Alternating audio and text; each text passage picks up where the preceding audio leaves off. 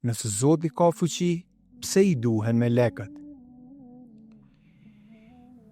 Konsideroj se qartësimi më I mirë I kësaj dileme qëndron te dëshmia nëse kemi arritur ta kuptojmë thjesht Zotin, ta kuptojmë sovranitetin e Tij. Nëse e kuptojmë se Zoti është sovran, atëherë të gjitha pset tona I kemi sepset në vetë mendjen tonë edhe në vetë logjikën tonë.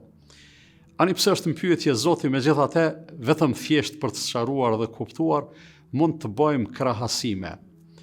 Një I ashtu quajtur sovran I kësaj jete, I kësaj bote, ka shumë vartës, ka shumë në punës, ka shumë ushtar, ka shumë oficer.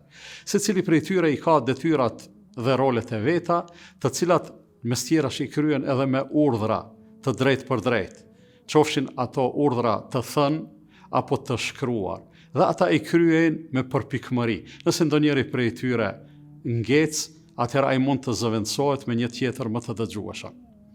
Kthehemi te sovraniteti I Zotit dhe kthehemi te engjujt, te melaqet.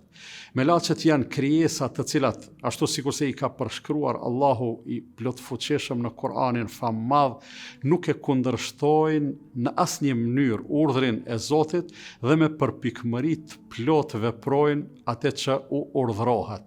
Dhe nëse arrim ta imagjinojmë se Allahu I plotfuqishëm me sovranitetin e vet mjafton ta thot një urdhër, e melaqet pastaj me përpikmëri të plot dhe pa asnjë hezitim e çojnë atë në vend, atëherë e kemi të qartë se këtu nuk është fuqia e melaqeve dhe e engjujve, por është plot fuqia, autoriteti dhe sovraniteti I Zotit. Për arsye se sikur ata të mos e bënin një gjë të tillë, ai do t'i zavendësonte me të tjerë engjuj, me të tjera krijesa, me të tjerë mekanizma të cilët ne mbase edhe nuk I imagjinojmë dot, por mjafton ta kuptojmë se Allahu I plotfuqishëm nuk vepron vetëm me ndihmën, të themi në thonjza, të melaqeve, por ai vepron edhe në mënyrë direkte. Allahu I madhruar e përshkruan plotfuqinë e vet në Kur'anin fammadh kur thot: urdhri I Tij nuk është ndryshe, veç se kur dëshiron të ndodh një gjë, ai I thot bëhu dhe ajo menjëherë bëhet.